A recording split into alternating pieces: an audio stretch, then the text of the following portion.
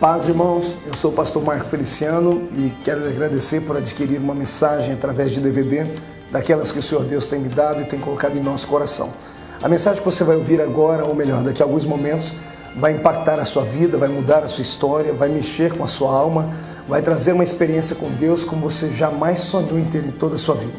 Eu profetizo sobre a sua vida que daqui a alguns momentos a sua história vai mudar. Quero também, mais uma vez, te agradecer por ter adquirido essa mensagem, porque através dela você me ajuda a sustentar esse ministério. O ministério É Hora de Semear Fogo, esse ministério que Deus colocou sobre os meus ombros, é um ministério pesado.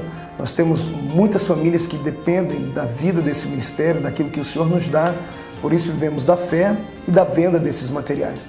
Assim como você adquiriu esta mensagem, adquira outras mensagens como nós temos aí gravado. Nós temos dezenas de temas que você pode adquirir através do nosso telefone, que está aparecendo aí no seu vídeo agora, 021 2497 4610, ou através do nosso site www.marcofeliciano.com.br. Adquirindo essas mensagens em DVDs, em CDs ou até mesmo em livros, como nós temos aí uma gama de material, um leque de materiais que o Senhor tem nos dado, você me ajuda a manter esse ministério em evidência, você ajuda esse ministério a ficar de pé e me dá graça para poder continuar a pregar o Evangelho de Cristo Jesus. Por isso, eu quero te agradecer e espero, mais uma vez, que você e sua casa e todos que estiverem perto de você sejam impactados por Deus agora, porque vem aí uma avalanche do céu através dessa mensagem, em nome de Jesus.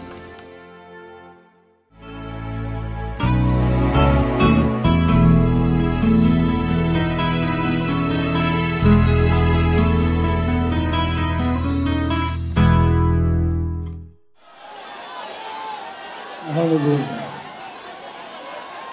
Cumprimento os irmãos com a paz do Senhor. Cumprimento os irmãos com a paz do Senhor. Quantos estão felizes hoje? Escolha uma pessoa bem bonita do seu lado e dê um sorriso para ela. Isso. Se não tiver ninguém bonito aí, pode olhar para cá e sorrir, ok? Os que trouxeram a Bíblia sem perca de tempo, abram-na comigo agora, no livro do profeta Joel.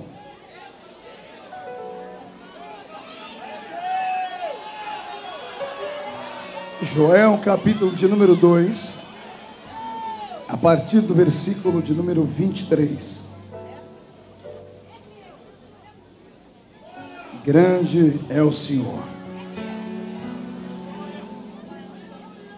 Joel, capítulo de número 2, e o versículo de número 23 a seguir.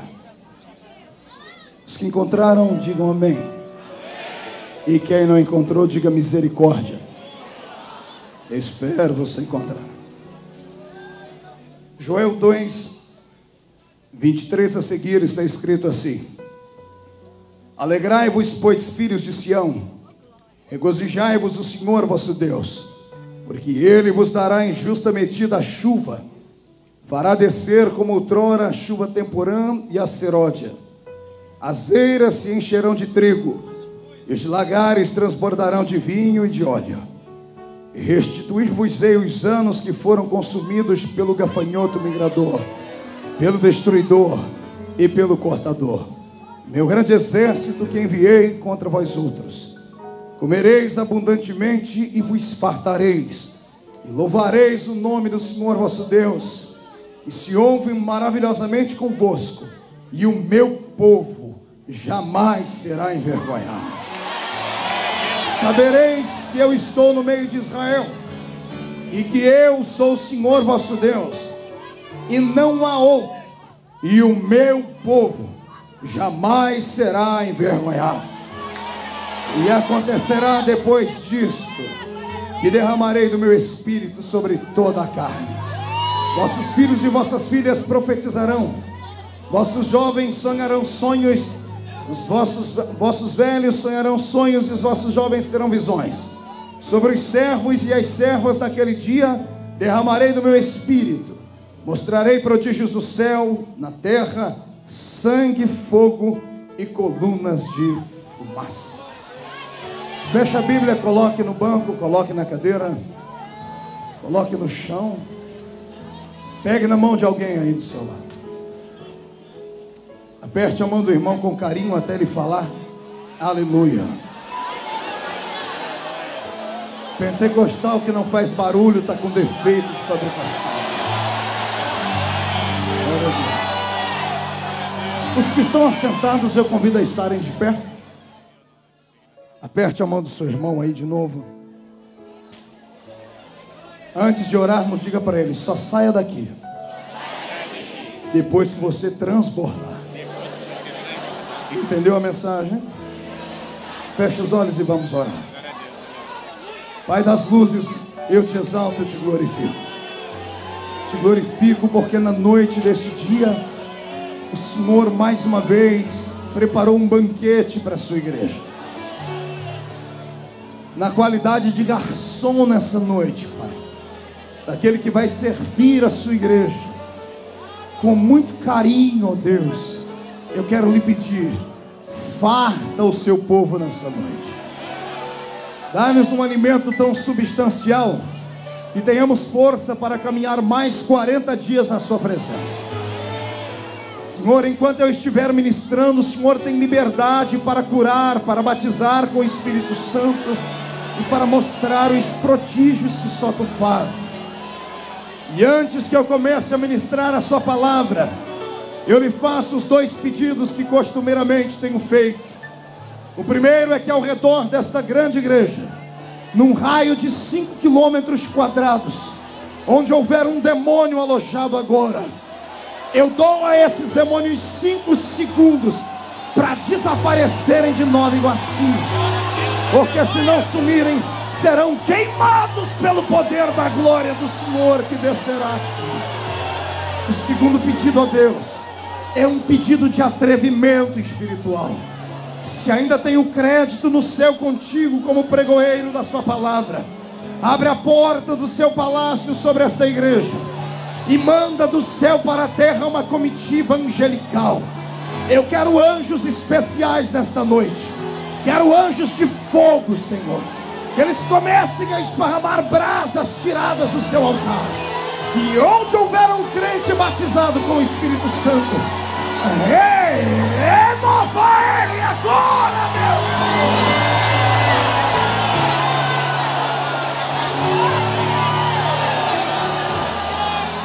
Tu és Deus.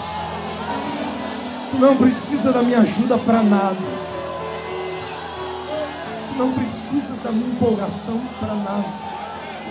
Mostra a sua onipotência, Pai, em nome de Jesus. Amém e amém. Solte a mão do seu irmão, levante um dedo de profeta para cima comigo. Aponte o dedo para o nariz da pessoa que está do seu lado com carinho e respeito e diga para ela: é hoje. Não, diga com mais ênfase: é hoje. É hoje que Deus vai te pegar aqui dentro e você nunca mais será o mesmo. Quem acredita nisso, dê aquele grito de glória. E aplauda ao Rei Jesus por tudo. Glória a Deus. Os que podem, tomem o seu assento. Os que não podem, congratulem-se comigo aqui de pés. Amada igreja, noiva do Cordeiro, simpatizantes da fé evangélica, amigos levitas, pastores, pastoras, companheiros, anjos de Deus que vieram estar conosco, o culto de hoje será um daqueles cultos inesquecíveis.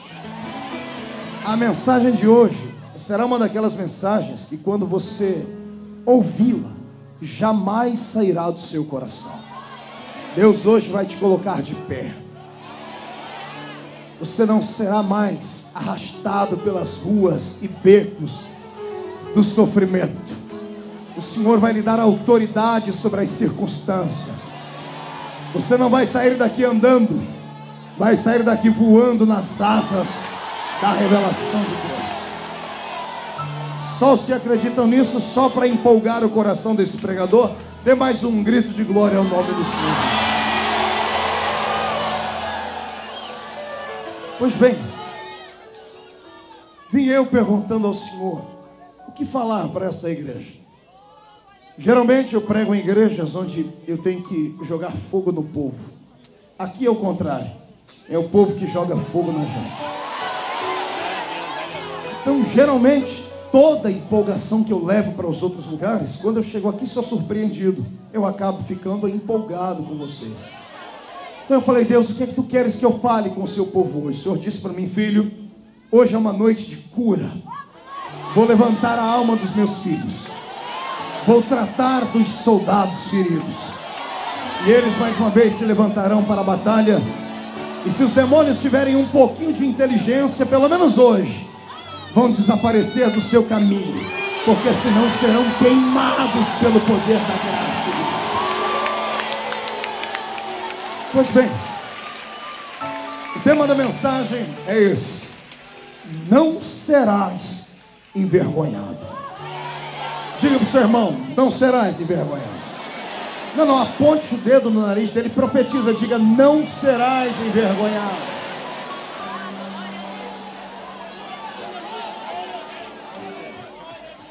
Queridos,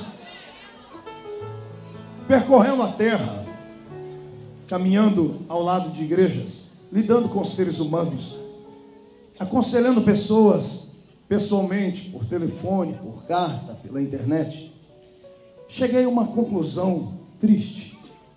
Não há nada pior na vida de um ser humano do que ele se sentir pior do que o outro ser humano que está do lado dele.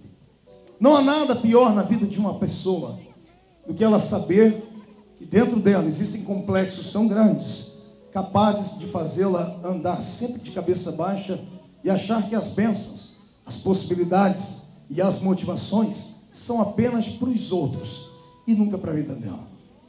É horrível sentar perto de pessoas que tiveram a sua alma maculada, o seu caráter deteriorado, as janelas que constroem os seus pensamentos fechadas, de estar do lado de pessoas que caminham conosco, que estão do nosso lado, mas que por causa de palavras liberadas por pessoas que nem sabiam o que estavam dizendo, conseguiram destruir a estima e a autoestima que a pessoa tinha. Não há nada pior do que você ter complexos de inferioridade e se sentir um lixo, se sentir o verme do carrapato, se sentir uma coisinha insignificante, saber que vem para dentro da igreja, olhar do seu lado e enxergar um monte de cisnes e você sempre se sentir um patinho feio. Não há nada pior do que você andar pelas ruas da cidade, mesmo sabendo que é crente, tem a autoridade de Deus na sua vida, ver o ímpio, o miserável, o desgraçado ter uma vida aparentemente falando melhor do que a sua, do que ver o seu inimigo de pé, sorrindo, e você sempre lá embaixo, acabrunhado, entristecido. Não há nada pior para um ser humano do que ele olhar para o espelho e sentir raiva daquilo que vê, e nas caladas da noite, nas suas orações, ao invés de adorar a Deus, dizer assim: Deus, encurta o meu tempo de vida. Não dá para o Senhor me tirar da terra. Parece que eu vim para esse mundo só para sofrer. Ainda semana passada eu sentava com alguém da minha família, ou da família da minha esposa, e uma pessoa me contava a história de uma mulher da família dela, que desde criança nasceu sofrendo, cresceu humilhada, morreu envergonhada, e parece que a existência dele não teve nenhum tipo de sentido.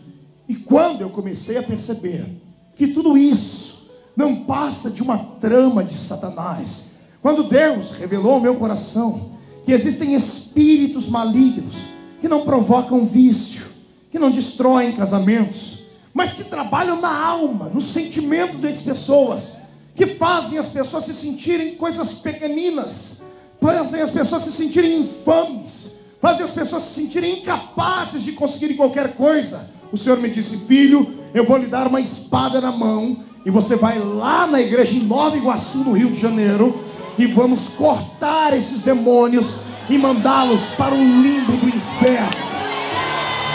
Primeiro, porque nenhum daqueles que vieram aqui me ouvir e são salvos em Jesus podem ser envergonhados, porque a palavra me garante, o Senhor disse: o meu povo não será envergonhado. Você não nasceu para ser cauda, você nasceu para ser cabeça.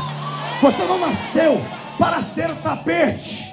Você nasceu para voar e voar acima das altas nuvens. Eu profetizo que a partir de hoje, todos os demônios que vinham sobre a sua vida em forma de um grande chapéu mexicano, sabe aquele sombreiro grande que vem em cima da sua cabeça de tão pesado que te faz andar de cabeça baixa, o Senhor manda dizer que esses demônios vão sair daí de cima e vão virar a sola do seu sapato.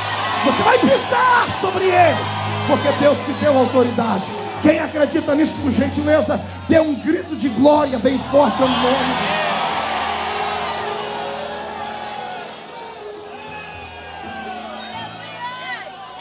Quando eu entro pelo livro do profeta Joel, eu me arrepio.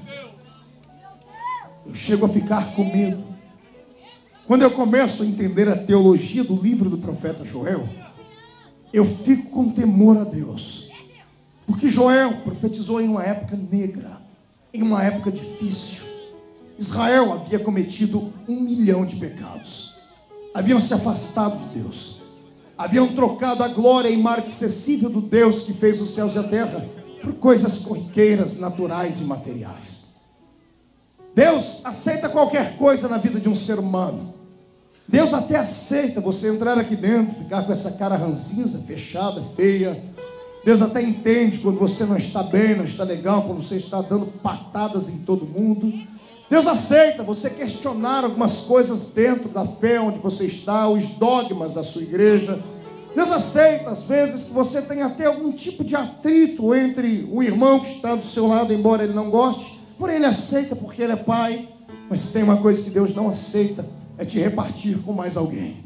Nisso, ele é ciumento. Ciúmes de Deus é grande, porque você é a melhor coisa que ele fez na terra. Você é a coisa mais querida que ele tem.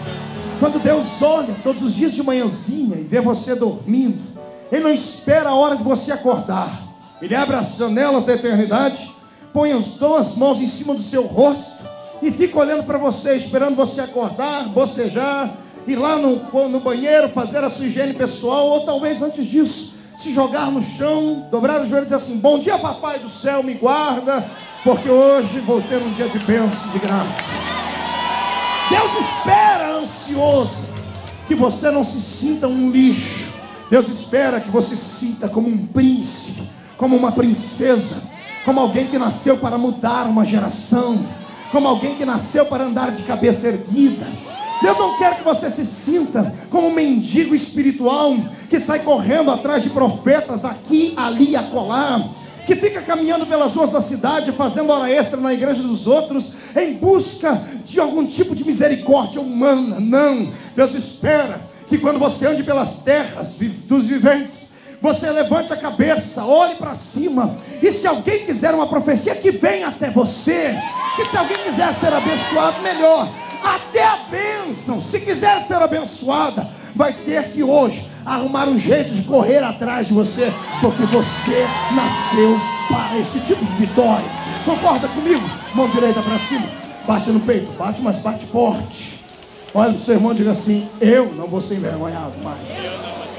Diga: sou filho de Deus, herdeiro do Altíssimo, príncipe do Senhor e embaixador do reino de Deus na terra. Diga para o seu irmão: me respeite, porque eu sou abençoado. Querendo o que você disse, então tira o pé do chão só para adorar a Jesus.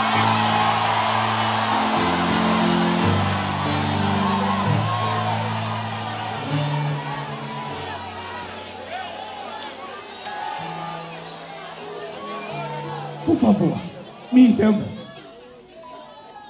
A maioria das lutas que vem sobre a nossa existência, sobre a nossa vida, a maior parte das humilhações que nós passamos na carreira com Deus, é porque em algum momento da nossa caminhada trocamos Deus por coisas simples e naturais. A vergonha e a humilhação só vem sobre a nossa vida quando nós transgredimos a lei, quando nós burlamos os mandamentos de Deus, quando nós trocamos Deus por outro tipo de deuses. Pastor, olhe para mim, eu vim à igreja, estou de pé, já faz 2 horas, e como nós conhecemos o Senhor, só vai pregar mais umas 4 horas. Nós estamos aqui provando que nós amamos Deus. Então, por favor, como você sabe que eu sou profeta, prepare o lombo, porque eu vou lhe dar algumas cajadadinhas. só para você entender algumas coisas. A minha geração só é crente nas alturas. A minha geração só tem louvores a Deus quando está lá em cima, perto do Senhor. Aqui dentro, aqui é um lugar alto, e quando estamos perto dele é fácil adorá-lo. Mas Deus não quer que você o adore apenas aqui. Deus quer que você o adore lá fora. Deus quer ver se você pode adorar ele nas regiões baixas.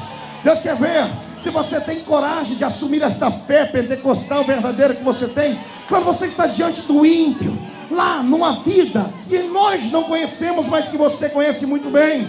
Nós, a minha geração, troca Deus, sim, senhoras e senhores. Trocamos a adoração a Deus por coisas fúteis e banais. Por exemplo, para você vir à igreja 2, 3 vezes por semana, é um Deus nos acuda. Só o Senhor sabe como o Espírito Santo tem que trabalhar para lhe trazer. Algumas igrejas têm que colocar um carro para ir te buscar. O teu discipulador tem que pegar uma moto, pagar um táxi, alugar uma van para te trazer para dentro da igreja com esforço, para você chegar aqui dentro e ficar com essa carinha de santo, que de santo só falta ter aquela auréola em cima da cabeça. Ah, mas se fosse para ir assistir o show do Zezé de Camargo e Luciano, do Daniel, do Leandro Leonardo, da Kelly Key, se fosse para você participar de um show para ver os artistas globais, você iria a semana inteira, você pagaria do seu bolso para ir, faria coisas que até nós duvidamos, porque afinal de contas são coisas materiais, mas para Deus é tudo com muita dificuldade. Não me venha dizer que você ama Deus acima de todas as coisas, porque você na realidade não ama. Não temos mais 20, 30 minutos por dia de joelhos na presença de Deus. Aí nós sempre falamos: pastor, estamos no século 21, somos estressados, somos empresários, somos funcionários, somos universitários, somos gente que trabalha cedo, temos que fazer de tudo. 20 minutos para o Senhor, que você diz amar, que você diz adorar, não tens, mas tem 2, 3 horas para sentar em frente da televisão, para assistir América, para assistir filminhos do Jean-Claude Van Damme. Tem tempo suficiente para fazer tudo, menos para adorar o Deus que você diz que vive e o ama e está ao lado dele para sempre. Para vir à igreja, num culto de escola dominical, para estar no ensaio de uma oração ou no ensaio de um grande grupo de coral, a hora é muito difícil. Não temos quase oportunidade para isso, temos dificuldade. A nossa agenda parece que ela não tem espaço para Deus, mas todos os sábados e domingos, a senhora e a senhorita, imbuídos naquele espírito de Patricinha e o senhor no espírito de Mauricinho, uma geração de Barbies e de Brad Pitts de Jesus, passam a semana toda dentro do shopping center, subindo escada rolante, descendo escada rolante, assistindo filme, comprando roupas de grife. Tem tempo para tudo, mas para o seu Deus tem um tempo pequenino. Aí entra aqui dentro, fica com essa carinha aí, pedindo assim: Deus não me ama, Deus não me ouve. Ele diz que me ama, mas não me ama. Amado, por favor, tome vergonha na sua cara e pegue esse amor que você tem por Deus e coloque acima de tudo, coloque acima de qualquer coisa, e você verá que você nunca mais será.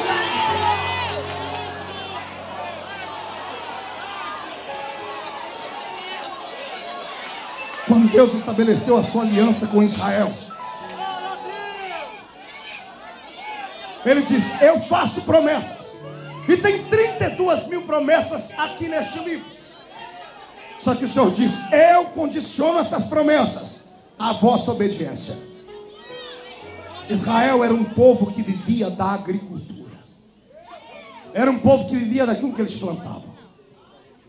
Durante os 12 meses do ano, eles tinham 6 meses para encherem os seus celeiros. Esses 6 meses se dividiam em 2 tempos: a cega e o verão. A cega compreendia do mês de abril ao mês de junho, 3 meses, onde eles plantavam os cereais na terra, os grãos. Plantavam em abril, esperavam o céu se abrir em chuva, para no mês de junho colherem. E quando colhiam, eles tinham substância e tinham alimento para caminharem com Deus e com a sua vida cotidiana. Quando fracassava a cega, eles dependiam do verão, que começava no mês de julho e até o mês de setembro. E nesta época eles plantavam os frutos e colhiam os frutos cítricos de Israel, as tâmaras e outros frutos mais. Quando eles conseguiam sobreviver no verão, quando falhava a cega, no verão eles pegavam os frutos e trocavam com as nações vizinhas e arrumavam um jeito de terem alimento por mais 6 meses, até que no próximo ano voltassem a plantar. Eles dependiam então do tempo, dependiam do céu, dependiam de Deus. Mas na caminhada deles, depois de andarem fazendo amizade com alguns povinhos arrogantes, depois de verem a vida dos cananeus, os heveus, os heteus, os girgazeus, depois de conhecerem a história dos filisteus, eles começaram a achar que o Deus deles era uma espécie de Deus brega, era um Deus atrasado, era um Deus vergonhoso, porque nunca se mostrava para eles. E eles queriam um Deus que eles pudessem ver, que pudessem tocar nele, que pudessem sentir ele assim como você sente o irmão que está do seu lado, o seu calor. Eles não queriam um Deus abstrato, um Deus que podia estar em todos os lugares ao mesmo momento, mas raramente se revelava. Então eles aprenderam com as outras nações que as outras nações tinham um Deus que cuidava do tempo também, e o nome deste Deus era Baal. Havia várias histórias de Baal, haviam várias versões para Baal, mas uma delas era esta: um Deus que tinha a chave que abria a chuva. Israel dependia da chuva para sobreviver. Como eles trocaram Deus por Baal, como eles trocaram a comunhão que tinham com Deus por pseudos deuses, pelas suas idolatrias, a minha Bíblia diz que Deus fechou os céus. Não bastasse fechar os céus, o pouco da colheita que havia sido plantada e ainda estava em evidência. A história diz que os grãos já estavam a ponto de serem colhidos. Era a época da cega. Eles haviam plantado tudo, estavam esperando que os grãos viessem a granar. E de repente, a minha Bíblia diz que vem uma nuvem de gafanhotos. E era tão negra a nuvem que tapou o sol. E esses gafanhotos levaram tudo que eles haviam plantado embora. Neste momento, ao invés de Israel se humilhar, ao invés de buscarem a presença de Deus, se acotovelavam e diziam assim: não, calma, ainda temos uma esperança. Temos a esperança ainda do verão. Podemos plantar as frutas. E quando plantarmos as frutas, nós vamos trocar com os vizinhos e vamos sobreviver. Aí vinha o profeta Joel e começava a dizer: gente, isso é pecado. Gente, estamos fazendo aquilo que não devíamos fazer. Deus está tocando sobre nós. E alguém dizia: não, este menino, Joel tinha 18 anos quando começou a profetizar, ele é fatalista mesmo. Ele é um ignorante. Ele é fanático. Fiquem tranquilos, o verão vem aí. Aí o historiador Flávio Joséfos diz que isso aconteceu por mais de uma vez, mas começou aqui com Joel. Chegou a época do verão, plantaram as frutas, e na hora de colher as frutas, aí já não tinha mais esses gafanhotos. Aí o que vinha era uma onda de maldição. As maçãs que estavam sobre os pés das macieiras, as tâmaras, os frutos estavam belos por fora, bonitos, mas quando os agricultores pegavam os frutos e na pressão dos dedos para arrancá-los das árvores, os frutos se espatifavam na mão deles e viravam poeira. Uma maldição desceu sobre eles, e agora não tinham mais a quem recorrer. O Baal, que havia falado que daria a eles condições de sobreviverem no alimento, os humilhou. Israel ficou envergonhado. Ficaram envergonhados a tal ponto de não terem o que comer. Nesta hora, e já era tarde para isso, os sacerdotes acordam. Quando os sacerdotes que representavam a religião, a igreja do Velho Testamento, veem que o povo estava transgredindo e eles não os corrigiram, eles correm para o templo e vão sacrificar a Deus algum tipo de sacrifício para chamar a atenção dos céus. E quando entram dentro do celeiro que havia sido guardado para a utilização do sacerdócio, o celeiro estava vazio.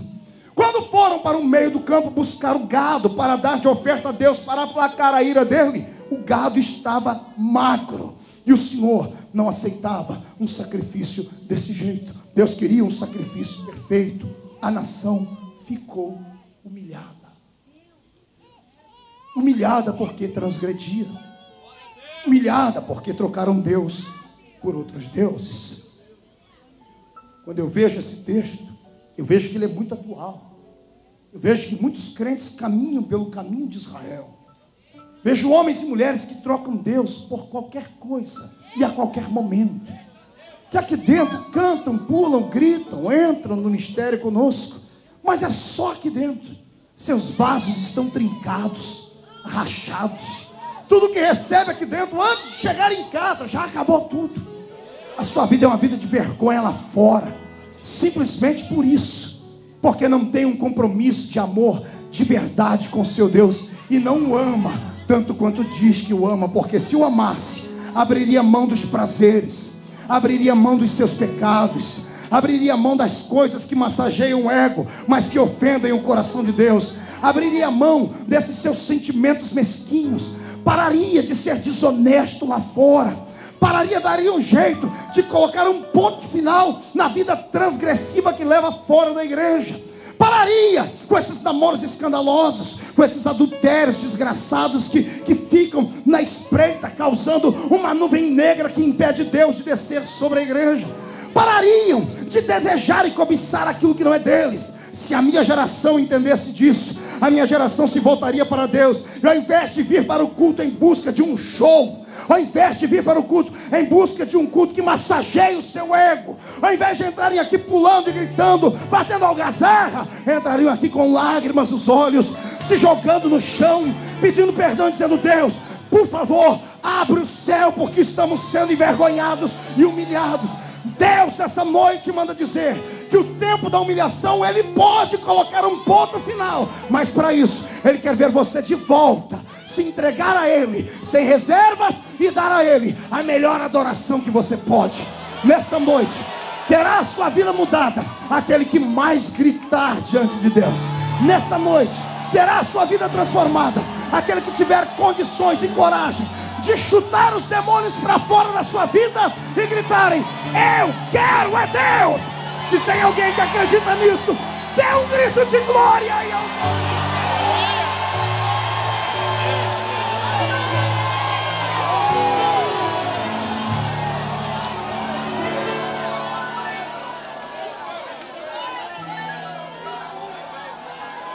Pergunte para mim: pastor, como eu ponho um ponto final na minha vergonha? Pergunte para mim. Não ouvi. 1, 2, 3.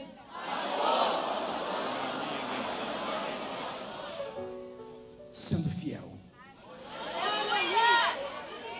Tem uma história na Bíblia, hoje à tarde eu comentei com os irmãos e o Senhor me fez lembrar. É linda. História de um homem que era anônimo em Israel. Passando ele, no momento certo, no lugar certo, ouviu 2 homens tecerem um comentário acerca de um grande rei que se chamava Assuero. E falavam eles em tramas de morte. Neste momento, ele consegue delatar os opressores, e esses opressores foram enforcados. Isso foi colocado num livro que o rei lia toda noite, que era o livro de crônicas. Nesse inteirinho, este homem, que tinha por nome Mardoqueu ou Mordecai, como você queira, ele continuou a sua vida. Ele era um homem diferente, era pobre, mas tinha honra. Ele não se curvava diante de ninguém, a não ser o Deus de Israel. Ele era fiel. E neste inteirinho o rei levantou um herói na sua terra, que se chamava Amã. Todo mundo conhece a história. E esse Amã, de tanta glória que recebeu do seu rei, achava que era o rei da cocada santa, achava que era a bala que matou John Kennedy, o único. Quando ele passava, ele queria que todas as pessoas massageassem o ego dele com aplausos, ovacionassem, gritassem, assoviassem, se inclinassem, e dizia: ali vai um grande homem. Só que isso acontecia com qualquer um bajulador que não entendia de adoração. Mas quando ele passava perto do meu irmãozinho Mordecai, ou Mardoqueu, Mardoqueu olhava para ele e dizia assim: tu és grande, tu és herói, mas não se compara ao general do meu exército que está lá em cima.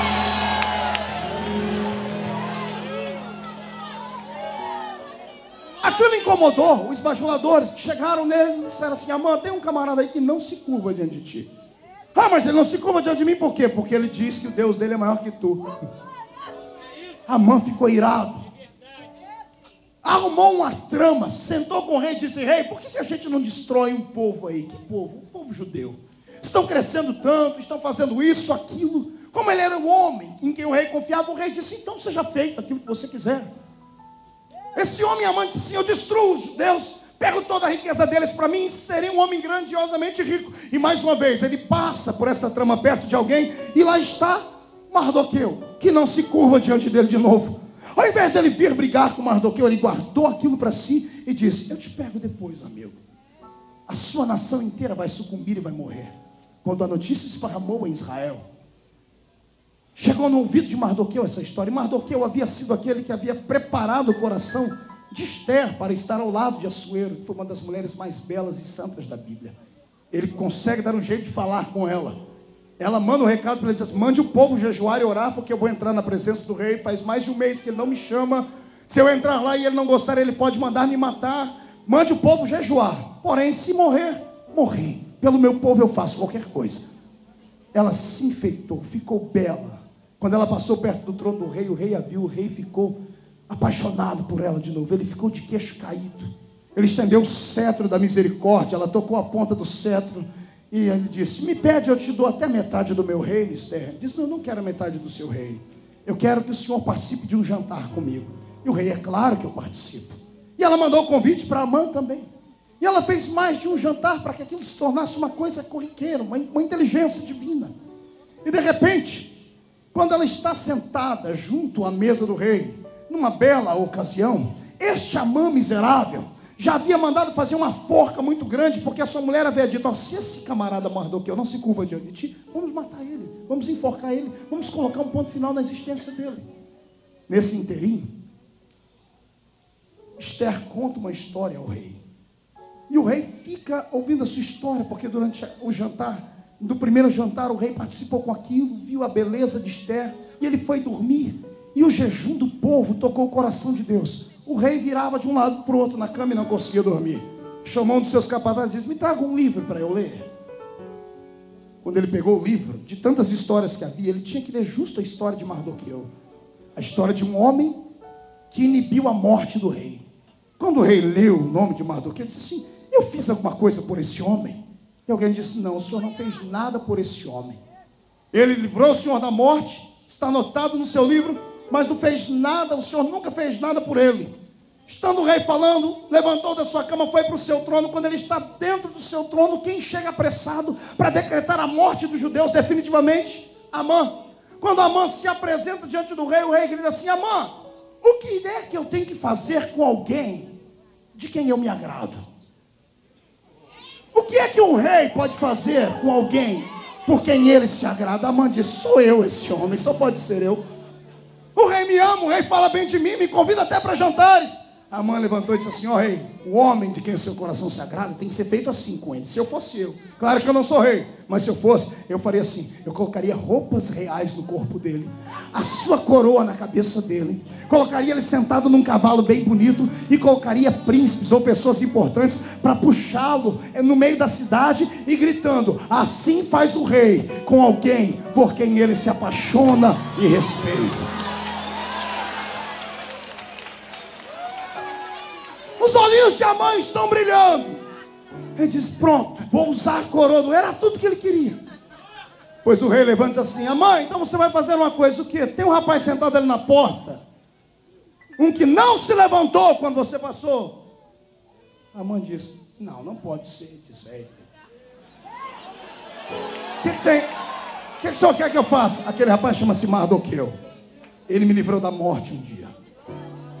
Como ele é fiel, coloque a minha coroa na cabeça dele. Coloque a minha roupa no corpo dele. Sente ele no dorso de um cavalo. Arraste ele pela cidade e grite: assim faz o rei com quem ele se agrada.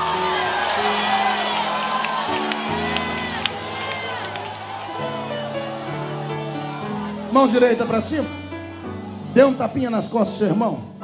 E diga para o seu irmão assim: e só de lambuja a forca feita para ti, fique tranquilo, quem fez para ti será enforcado nela.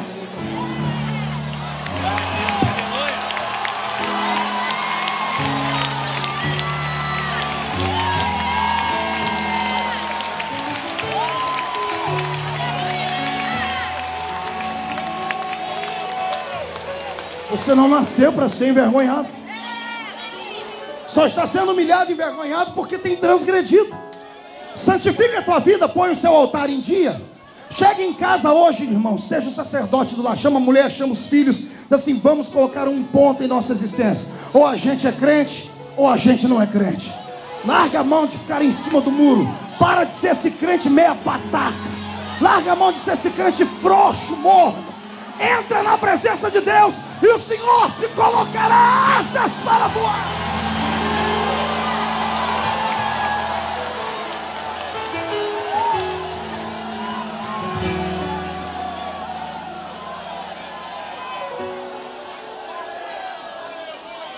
Muitas vezes, isso é importante. Alguns entre nós, não conseguindo conviver com complexos, com acusações e vergonhas, omitem diante dos homens que são crentes. Tem vergonha de assumir a sua fé. Tem gente aqui dentro, pasme você, trabalha no mesmo trabalho há mais de 15 anos e ninguém sabe que ele é crente. Antigamente, pelo menos, a aparência mostrava que era crente. Agora nem a aparência mostra mais. Então, é difícil detectar um crente hoje, porque alguns têm vergonha por causa da sua fé. Olhe para o seu irmão e diga assim: não se envergonhe da sua fé. Diga, porque se tentarem te humilhar por causa da sua fé, serão mortos, porque você não será envergonhado. Segundo o livro dos Reis, Israel está passando fome de novo. O céu está fechado. O rei está desesperado, andando de um lado para o outro. Passa perto de um muro e escuta uma conversa do lado do muro. Duas mulheres estão se falando. Não, eu matei meu filho ontem, hoje é o seu. O rei olha do outro lado do muro e diz: o que está acontecendo? Uma chorando diz: ontem eu matei meu filho para a gente comer. E essa agora não quer matar o dela, porque ela prometeu que ia matar. O rei ficou tão desesperado. E ao invés de aplicar a ira de Deus sobre o coração dele, reconhecer o pecado dele, sabe o que ele fez? Ele mandou chamar Eliseu. Ele disse assim: amanhã, por estas horas, esse profeta de Deus vai estar morto. Porque Eliseu representava a religião. Ele achava que a maldição que havia vindo era por causa da religião. Tentou humilhar Eliseu, tentou envergonhar diante dos seus príncipes, dizendo: ele vai morrer. E tinha algumas pessoas que estavam do lado do rei que apoiavam essa história. Pois chamaram Eliseu. Eliseu chegou diante do rei e disse: por que o senhor está bravo? O povo está morrendo de fome, e eu sei que o céu só se fecha quando um profeta ora ou quando um profeta não ora. Eu te respeito, mas vou ter que te matar, porque senão eu tenho que mostrar aos homens o motivo do nosso sofrimento. Eliseu, imagina, eu penso comigo: me envergonhar por causa da minha fé? De jeito nenhum. Rei, olhe para cá. Amanhã, ao invés do Senhor fazer o meu sepultamento por esses horários, como o Senhor disse, por esse mesmo horário amanhã vai ter comida em Israel a preço de banana. Israel será enriquecido amanhã, e o nome do Senhor será glorificado. Tinha um homem do lado do rei que olhou para o profeta e disse assim: meu amigo, nem se Deus abrir janela no céu vai vir tanta comida assim para a gente. Eliseu olhou para ele e disse assim, eu imagino Eliseu dizendo de novo: me envergonhar? Diga para o seu irmão: me envergonhar? Não aceite. Não aceite. Você é crente, mas não é otário. Você é crente, mas não é bobo. Você é crente, mas é um ser inteligente e racional. Não deixe ninguém pisar em cima de... Não deixe ninguém pisar em cima de você.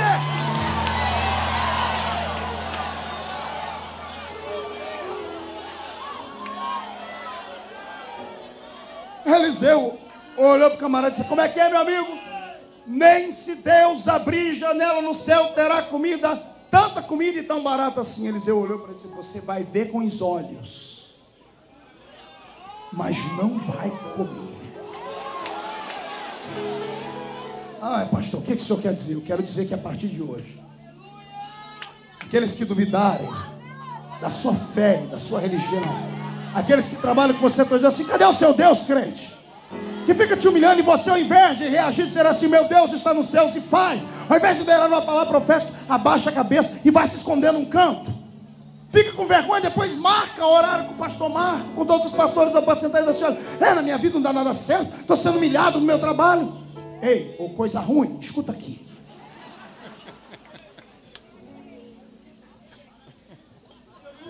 Só não profetiza a morte, mas diga para a pessoa, conta os dias e você vai ver. Você vai ver. Não nascestes para ser envergonhado. Você não nasceu para ser envergonhado. Você nasceu para andar em carruagens com Deus. Eu profetizo em nome do Senhor Jesus que aqueles que hoje te humilham, amanhã vão desejar ter a vida que você vai ter. Vão ter que se curvar, porque Deus vai lhe dar.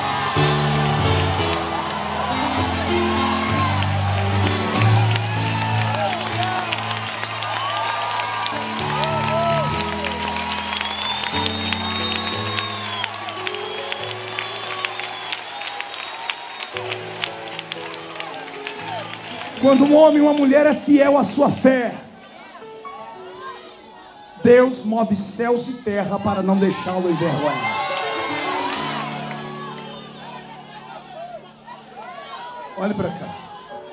Eliseu profetizou. Israel estava passando fome porque ao redor de Israel havia sido fechados os muros e havia um exército gigantesco do lado de fora. O exército queria vencer Israel e tomar a cidade pela paciência. Conseguiram desvirtuar o leito do rio. Israel estava com sede e não tinha comida lá dentro. Por isso as pessoas estavam matando os filhos para comer. Nenhum soldado tinha condições físicas de sair para a batalha porque não tinha comida. O exército inimigo estava do lado de fora, esperando Israel abrir os portões, se entregarem e serem dizimados. Eu imagino os soldados do exército inimigo jogando dominó, comendo seus frangos, enchendo a boca de gordura, bebendo seus odres de vinho e dizendo assim: vamos envergonhar aquele povo. Olha o que o meu Deus fez. O meu Deus arruma 4 super-heróis.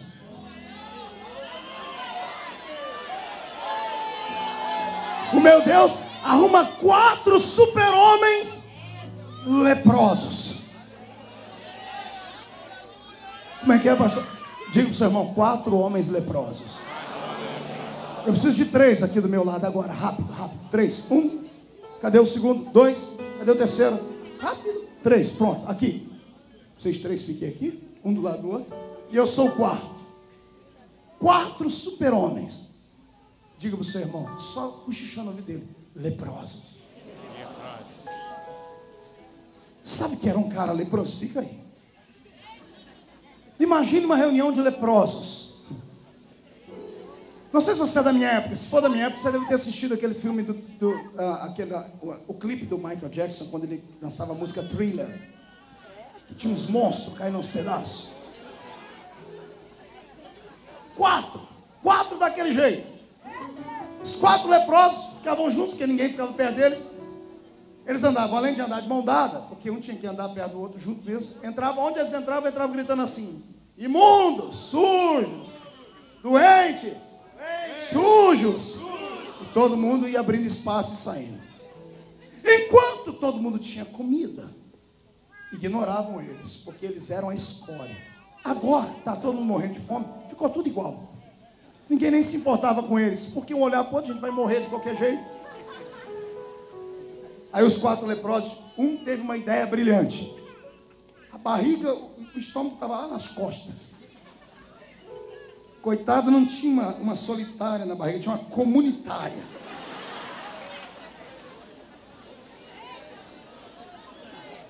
Um tem uma ideia brilhante. Tive uma ideia. Vamos pedir comida lá para o exército inimigo. Os outros aí falaram: você é louco? Pergunta para mim: você é louco? Você é louco? Eu vou perguntar por quê. Você diz: por quê? Vamos morrer. E se ficar aqui não vão morrer também? Se ficar, vamos morrer. Se for, vamos morrer. Só que se ficar, a morte é pior, porque nós vamos morrer de fome. Se a gente for lá, pelo menos eles morrem, mas a gente morre ao fio da espada, morre mais rápido. Vamos lá? 4 leprosos. Vamos lá, andando. 4 leprosos. Um sem nariz. Braço podre, perna podre. Atrás deles, uma nuvem de mosquito e mosca. E lá vai eles andando, vamos andando. Calma aí, caiu minha orelha aqui. 4 super-heróis. Lá vai os 4.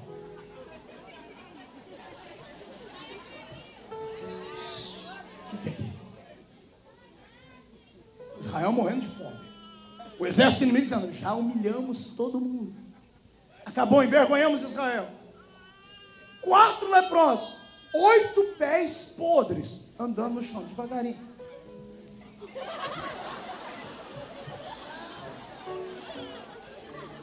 O exército inimigo está lá, gordos, esperando um momento para destruir Israel.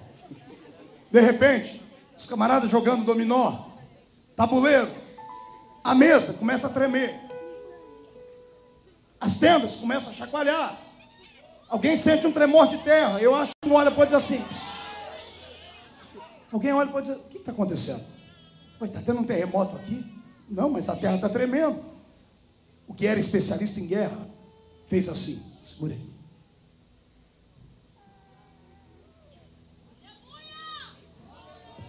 Botou o ouvido no chão. Pergunte para mim, para quê? Para detectar que som era aquele.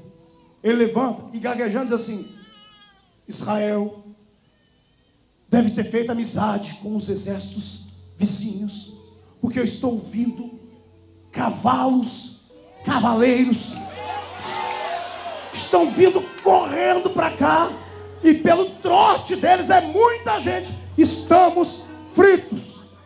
Sabe o que acontece? Os inimigos saem correndo a pé, deixam até os cavalos para trás, de tão apavorados que ficaram. Correm embora, porque acham que o exército de Israel estão vindo com 100, 200 mil homens. Daqui a pouco chega os 200 mil homens deles.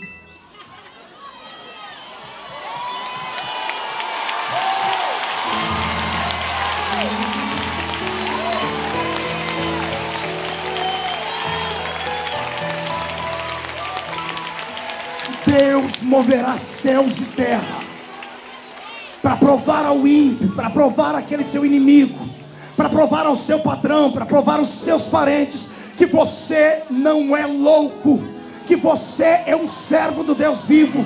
Eu profetizo que Deus hoje levanta uma legião de anjos para te acompanhar, para que todos saibam que tu és filho do Deus Altíssimo.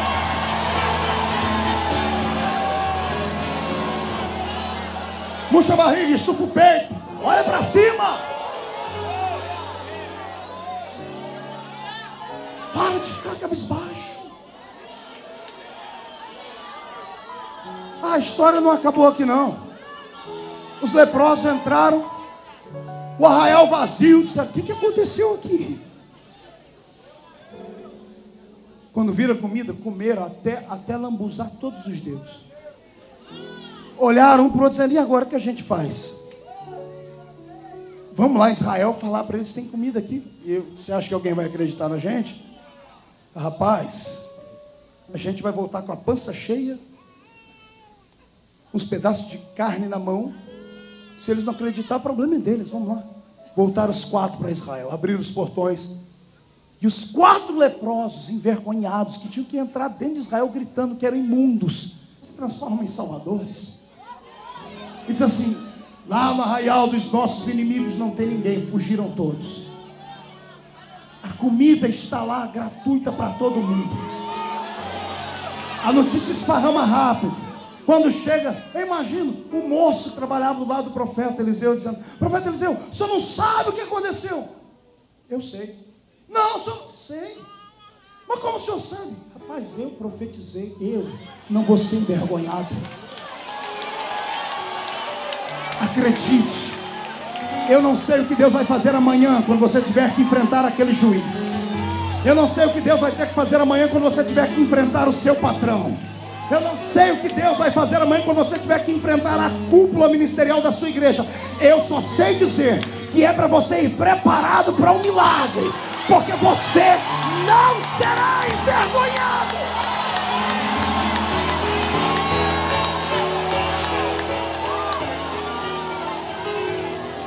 O moço que segurava no braço do rei, que olhou para Eliseu e disse assim: olha, nem se Deus abrir janela no céu, correu com o povo para ver. Curioso. Chegou lá, não teve coragem de entrar, ficou na porta olhando. E quando o povo viu que tinha comida na mesa, ele viu a comida e não teve nem a oportunidade de dar uma mordida, nem numa maçã. Quando ele ameaçou sair do lugar, o povo veio e pisoteou em cima dele e mataram. Tudo porque um homem religioso na sua fé ousou acreditar de que quem faz a vontade de Deus dentro da sua fé não pode ser envergonhado. Escuta essa. Isso vai virar do avesso agora. Você sabe que eu sou lá da terrinha. Um dia eu fui pregar em Minas Gerais. E eu passei numa cidadezinha, e Minas tem muitas histórias e histórias. E o pastor me mostrou uma cidadezinha e disse: Marco, você não sabe o que aconteceu aqui um dia. Eu falei: o que, pastor? Veio para essa cidade um missionário. Todas as pessoas que vinham para a cidade já tinham sido mandadas embora dessa cidade, porque o sacerdote romano aqui, ele era bravo, tinha autoridade, expulsava os pastores, os missionários aqui. Mas mandaram um daqueles missionários, sabe, daqueles canela de fogo. Eu acho que ele devia ser carioca, eu acho. E ele foi para o meio da rua e pegou a Bíblia e começou um culto ao ar livre. Ele e a mulher dele disse assim: está escrito na palavra do Senhor que tudo é possível que crê, venha doente, venha isso, venha aquilo. E começaram a questionar ele: mas é verdade? Ele disse: é verdade, a Bíblia diz que quem tem fé pode olhar para o monte e falar: monte, sai daqui, vai para o outro lado que o monte vai. E ele, pregador pentecostal, fala mesmo.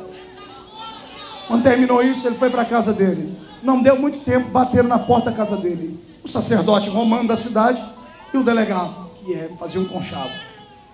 O delegado com uma carta para prender o irmão. Acusação: propaganda enganosa. Aí o irmãozinho simples: o que foi? O que foi, seu vigário? O vigário disse: eu acusei você de propaganda enganosa, que você disse para o povo que quem tem fé pode olhar para o monte, falar para o monte sair de um lugar e ir para o outro. Ele disse: não, mas é verdade, está escrito. O vigário deu um sorrisinho. Assim: então, se é verdade, eu falei com o delegado, para você não ser preso e nem sair escondido à noite, você está vendo aquele morro ali? E tirou ele para fora da casa dele. Minas, é cheio de morro. Está vendo aquele morro? Se é verdade que você pregou, amanhã, até o meio-dia, ele tem que sair do lugar onde ele está e ir para o outro lado da margem do rio. Feito? O vigário saiu rindo, o delegado também, virou chacota, virou motivo de risada. O irmão entrou para dentro de casa, fechou a porta, entrou dentro no quarto, abriu o guarda-roupa, começou a juntar as roupas jogadas na mala. E a mulher dele falou: o que foi, homem? Ô, filha, estamos fritos. Por quê? Ai, os homens querem que o monte saia do outro lado. Ela olhou para ele: seu cabra frouxo, você não pregou? Eu preguei, mas se você pregou e está escrito, Deus vai fazer.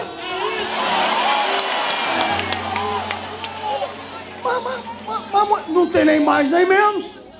Não seremos envergonhados. Porque se envergonharem a gente rasga a Bíblia e volta para o mundo. Se Deus é Deus, Ele vai fazer.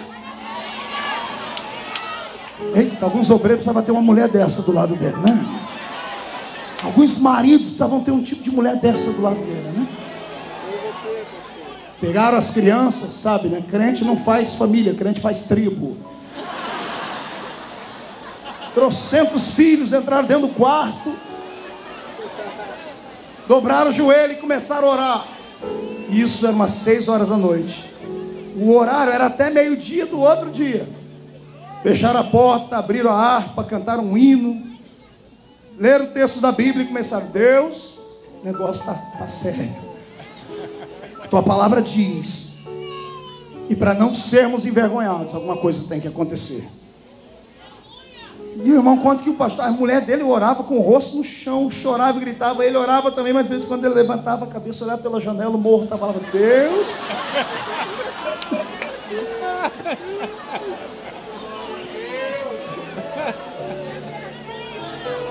Ai, Jesus! A história que contam é a seguinte: que depois das 8 da noite, já faziam 2 horas que estavam orando, 9 horas, 10 horas da noite, o tempo fechou na cidade. E começou um temporal, uma ventania, e uma chuva como há anos não tinha. Mas era uma chuva tão forte que a casa das pessoas começaram a ser chacoalhadas. Árvores foram arrancadas do chão, seguros. Casas ficaram destelhadas, houve quase um colapso na cidade. E as águas do rio foram se avolumando e ficaram violentas. Como se avolumaram e ficaram violentas, começaram a bater naquele morro. E cada vez que batia, arrancava pedaços de terra. E o barro boiava por cima das águas. E ia parando do outro lado. Só que enquanto isso, enquanto o morro ia diminuindo, a cidade ia sendo devastada. O vigário e o delegado, quando viram aquilo, sentiram temor, entenderam que estava acontecendo alguma coisa. A oração, a resposta era até meio-dia do outro dia. Era 11 horas da noite, estava batendo na porta da casa do irmão, batendo e ninguém parava, porque eles estavam gritando lá dentro, orando, pedindo a Deus. Aí quando o irmãozinho olhou, viu que alguma coisa está acontecendo, aí falou: Deus, então vai até o fim agora, pai. Agora eu quero. E bateram tanto na porta, o irmão levantou com o olho cheio de lágrimas, abriu a porta, estava o vigário e o delegado tremendo. Ô moço, o senhor pode parar? Parar do quê? Não, o senhor pode parar. Nós já vimos, já foi a metade do morro. O senhor pode parar? Sim. O irmãozinho olhou, o que estava com vergonha, disse assim: não, vocês só voltem aqui amanhã meio-dia, porque eu tenho até meio-dia para orar para esse morro inteiro sair daí, porque eu não nasci para ser envergonhado.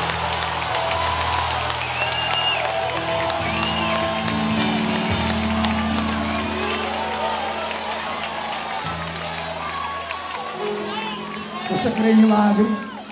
Abra as duas mãos.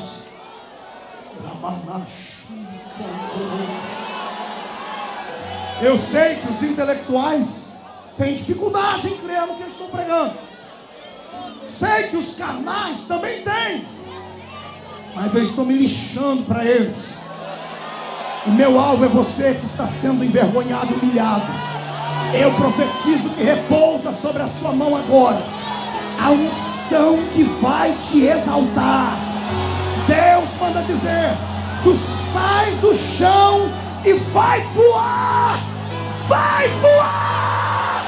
Recebe a unção que te tira do estado de humilhação para ser exaltado. Recebe agora. Agora, agora, agora, agora, agora, agora. Fecha a sua mão e glorifique a Deus.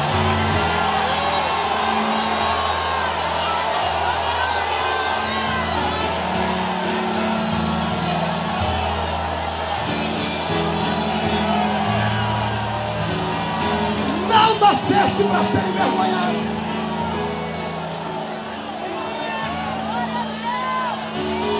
Esse mesmo Eliseu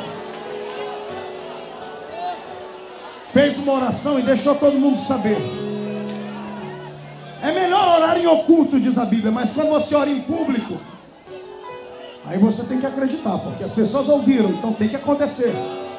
Ao invés de ele orar em silêncio, pastor, ele orou em público e disse: ô Elias, eu quero a porção dobrada do teu espírito. Ou seja, quero fazer o dobro de milagres que tu fez. Elias tinha feito 7. Todo mundo ficou sabendo. E as pessoas começaram a acompanhar a vida de Eliseu para ver se os milagres aconteceriam. E não é que o dia que ele morreu só tinha acontecido 13 milagres. Aí os fofoqueiros de plantão, que tem uma língua tão grande quanto a gravata do irmão que está do seu lado, esses infelizes, que você pode fazer 99 coisas boas, mas você fez uma coisa que não deu certo, eles querem te sepultar.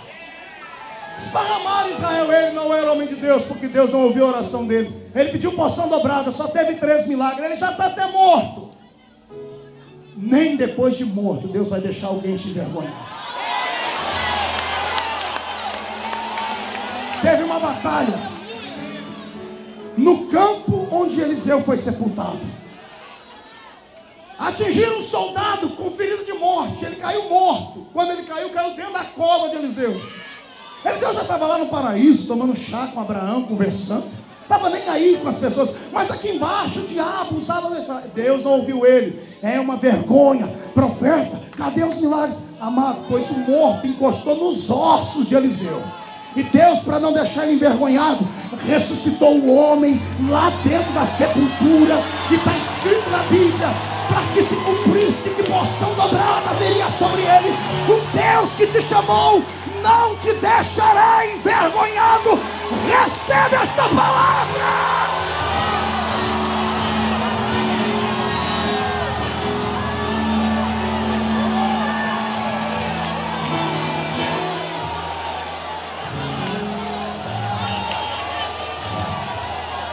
Estou tendo visões aqui. E são visões interessantes. Eu vejo pessoas franzininhas, pequeninas, ficando grandes, volumosas. Eu vejo pessoas raquíticas criando massa, como se estivessem malhando o seu corpo. O Senhor está me dizendo que Ele está malhando o seu espírito. Você vai voltar a crer. Ninguém mais vai te envergonhar. Deus manda dizer que a mesa no deserto já está preparada. Ele vai te alimentar na presença dos seus inimigos. Crentes, saiam do chão para adorar.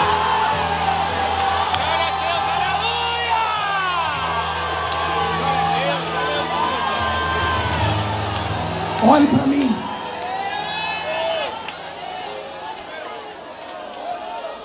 O que eu vou falar agora é polêmico. Se há uma promessa de Deus na sua família, não interessa o que aconteça no meio da trajetória, Deus não deixará a sua família envergonhada. Tem um moço na Bíblia, e quando tinha 5 anos de idade, ouviu notícias de que o avô havia se matado e o pai estava assassinado. Entraram na casa dele para matar. A ama o pegou no braço, saiu correndo, a babysitter, a babá, para que não matasse o menino. Ela tentou fazer uma coisa boa. Quando ela subia as escadarias, ela escorregou e caiu em cima das pernas do menino e ele ficou aleijado. O nome dele era Mefibosete. Diga para o seu irmão, Mefibosete. Diga, um aleijado. Olha para mim. O que tem de gente que está aleijado no ministério, na sua família, na vida financeira, e se sente envergonhado. O seu nome foi riscado de tudo, está abandonado, vive enclausurado por causa das vergonhas. Porque tem de gente aqui dentro que já pregou, já profetizou, escorregou, teve um deslize. Deus até o colocou de pé, mas todo mundo aponta o dedo e diz assim: não, você vai continuar sendo aleijado para o resto da vida. A palavra de Deus nessa noite é essa: não serás envergonhado. Um dia Davi está sentado no trono. Rei, deu uma saudade no peito dele do seu melhor amigo, Jonatas. Eu imagino os olhos do rei lacrimejando. Súditos esquecem, rei não. Os homens podem esquecer, mas Deus nunca vai esquecer o que Ele falou.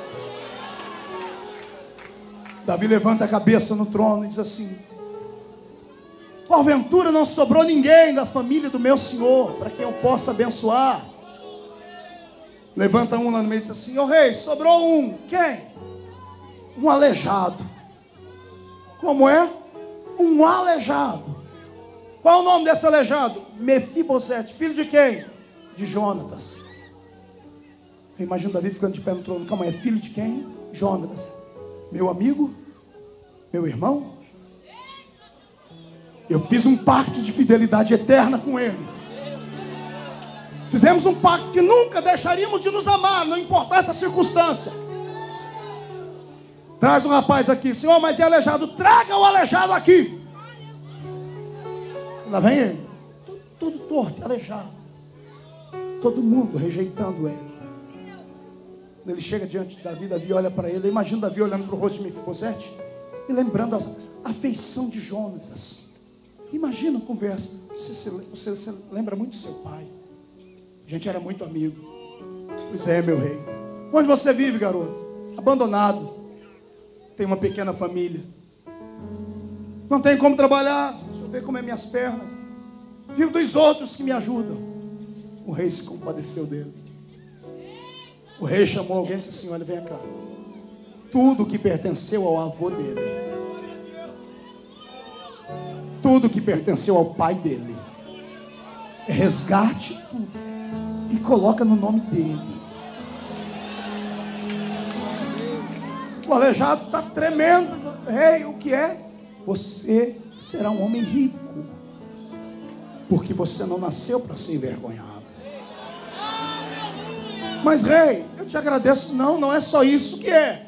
Todos os dias de manhã, na hora do café da manhã, eu quero você aqui. Você vai tomar café da manhã comigo, do meu lado. Os homens que tinham pernas boas, que eram súditos de Davi, olhavam, mas o que o rei viu nesse aleijado? Eles não entendiam, e ninguém pode entender o que Deus vê na sua vida.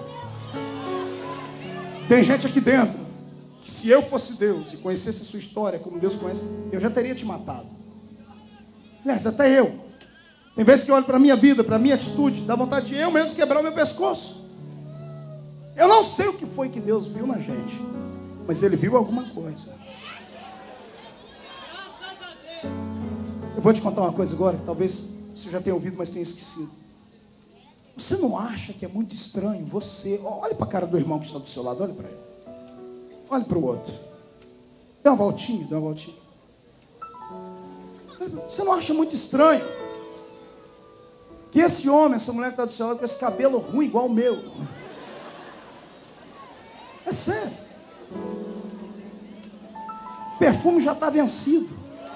Você não há... Ei, você já se olhou no espelho? Você não acha que é muito estranho você ser uma criatura, entre aspas, tão simples e pequenina, e o diabo fazer de tudo para te matar? Por que é que você acha que o diabo quer acabar com você, sendo você tão pequenino assim?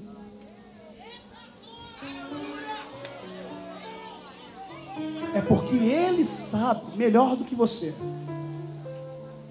que quando você começar a acreditar nas palavras que são pregadas e levar uma vida de jeito, por menor que você seja, Deus te levantará para fechar as portas do inferno. As pessoas te olham de cima para baixo e veem apenas um pedaço de carne. O diabo olha para você e vê alguém que pode ser usado a partir de amanhã como uma bomba atômica no inferno.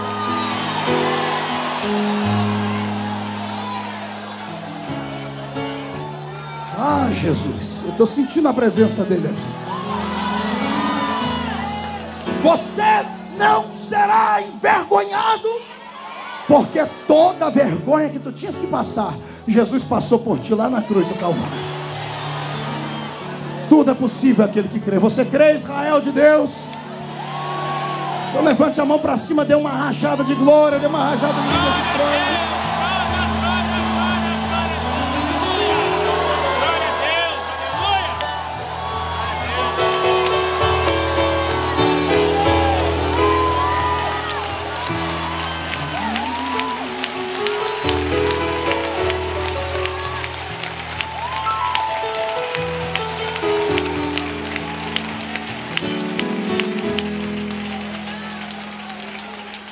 Se tiver alguém entre nós essa noite que está sendo humilhado e envergonhado porque transgrediu, ainda há tempo para recuperar. Pastor, não tem não. Para mim não tem. Não, pastor.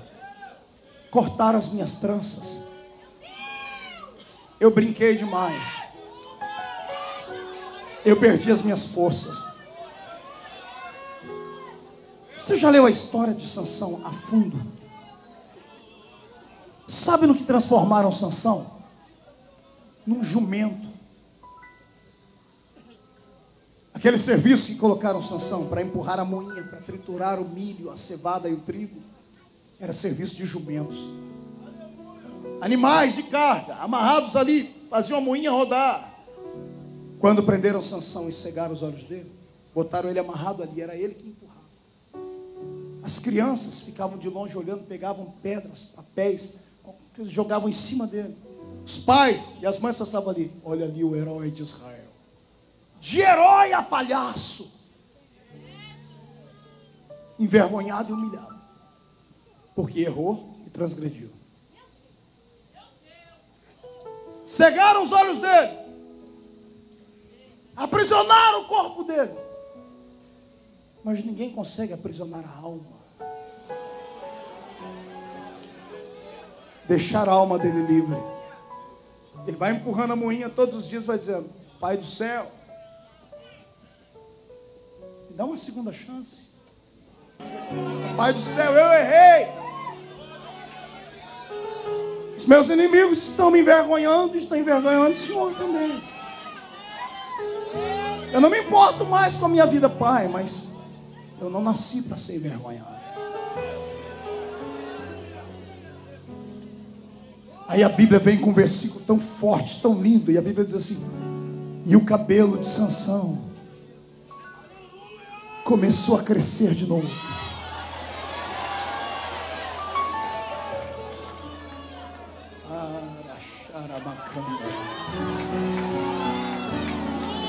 Tá para nascer um barbeiro do inferno, um cabeleireiro nos quintos dos infernos, com uma máquina ou uma tesoura capaz de cortar para sempre as promessas de Deus na sua vida. Tá para nascer um. O Senhor manda dizer que o seu cabelo começa a crescer de novo. Não é para você sair da terra mesmo. O Senhor manda dizer que você não nasceu para ser envergonhado.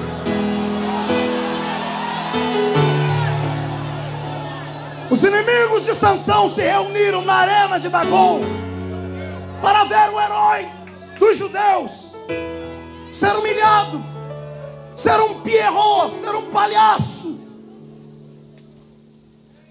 Acorrentaram ele, levaram ele para o centro da arena.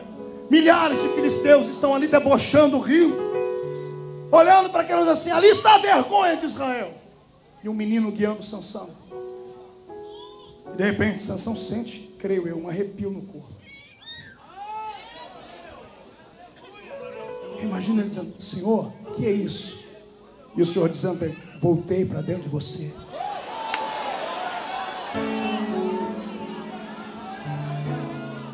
Como é, Senhor? Você não nasceu para ser envergonhado. Seu cabelo cresceu.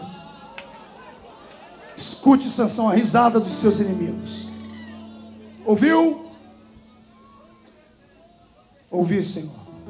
Agora o mundo ouvirá o lamento deles. Vai para as colunas do templo. E o menino guia Sansão para as colunas do templo. Cego. Ele tateia as colunas do templo. E todo mundo está rindo dele. Estão humilhando, estão debochando dele. Quando ele coloca as mãos naquela coluna, ele faz uma oração: Deus dos meus pais, eu te honro, porque ninguém pode me envergonhar. Quando ele empurrou aquelas colunas, todos os inimigos, eu disse todos, diga para o seu irmão: todos. Diga: não foi um terço, nem um meio. Diga: todos os inimigos que riram, que debocharam, caíram mortos naquele dia. E o nome de Sansão permanece na história como alguém que não nasceu para ser envergonhado. Meu Deus está escrevendo o seu nome na história de novo. Recebe, Sansão, recebe força. Não tem Dalila, não tem leão, não tem favo de mel, não tem humilhação que vá te fazer permanecer na masmorra. Quem nasceu para ser rei nunca perde a majestade. Recebe a autoridade.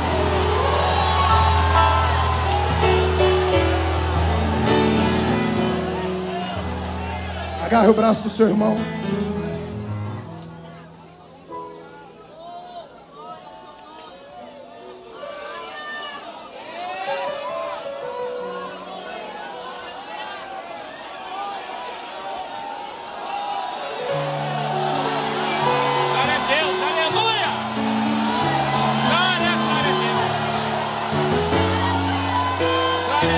sabe que grito é esse, Sérgio? É o grito de quem nunca mais será envergonhado.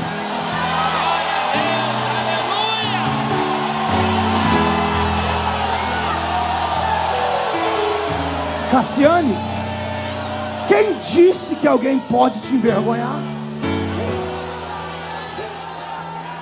Quem? Onde estão os inimigos que disseram que o pastor Marco Feliciano não iria pregar mais? Onde estão eles?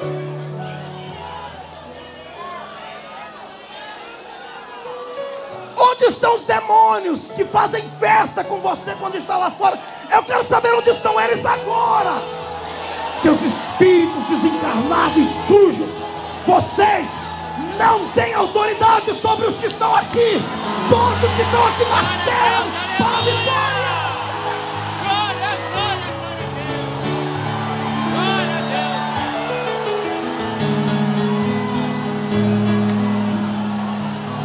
O meu Deus vai colocar um par de luva de boxe na sua mão. O Senhor vai colocar um par de luvas de boxe espirituais na sua mão. Vai sair daqui nocauteando demônios, complexos, enfermidades, maldições, palavras malditas, em nome de Jesus Cristo. Que esta igreja seja cheia agora. Cheia!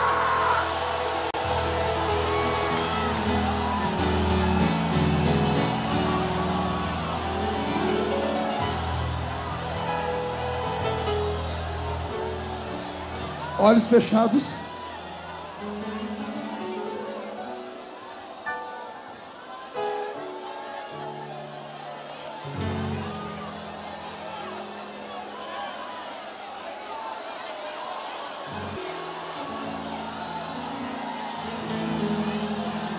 Está vindo uma onda do céu. Os que estão me assistindo pelo telão aí fora, recebam o impacto da presença de Deus agora. Os que estão aí na porta assistindo por essas TVs, recebam o impacto desta presença de Deus agora. Os que estão aqui no púlpito, recebam a presença do Deus que vos coloca de pé, na autoridade de Jesus Cristo agora. Agora! Agora!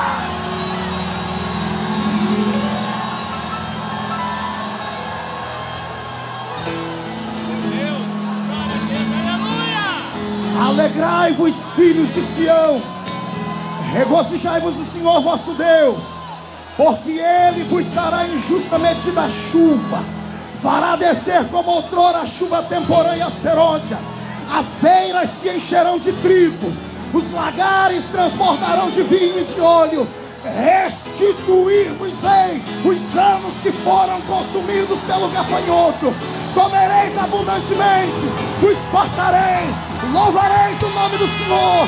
Haverá maravilhas entre vós, não serão mais envergonhados. E acontecerá que depois derramarei do meu espírito sobre toda a carne.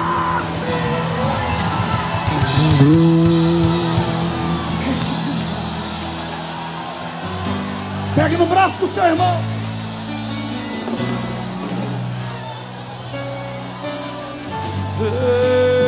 Pegue no braço do seu irmão.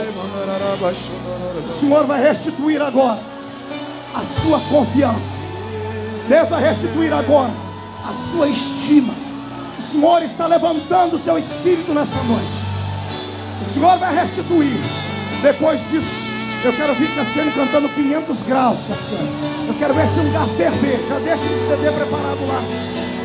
Pegue no braço do seu irmão, porque nós vamos pedir. Anos que foram embora, o sonho que se perdeu, o que era festa e agora é luto do que já morreu.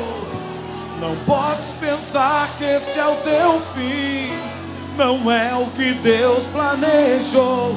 Levante-se do chão, perca o clamor, restitui. Eu quero de volta o que é meu. Sara-me e põe teu azeite em minha dor. Restitui. leva-me às águas tranquilas,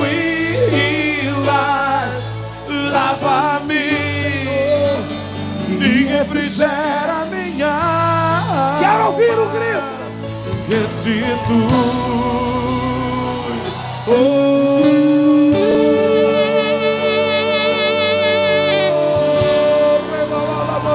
Portas estão se abrindo.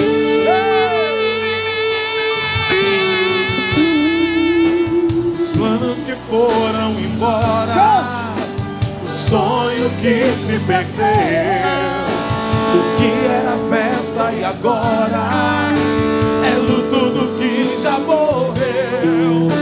Não podes pensar que este é o teu fim, não é o que Deus planejou. Levante-se do chão, erga um clamor.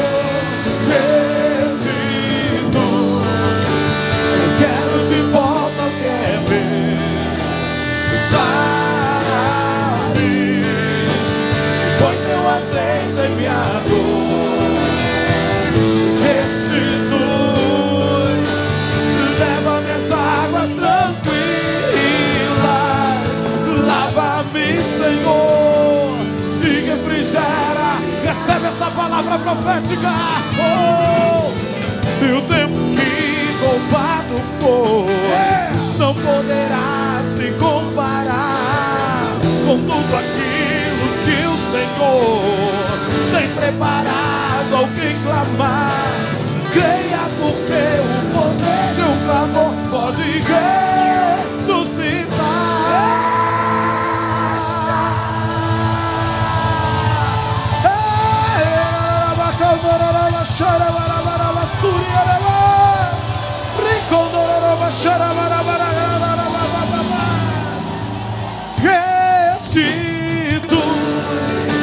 Eu quero de volta o que é meu.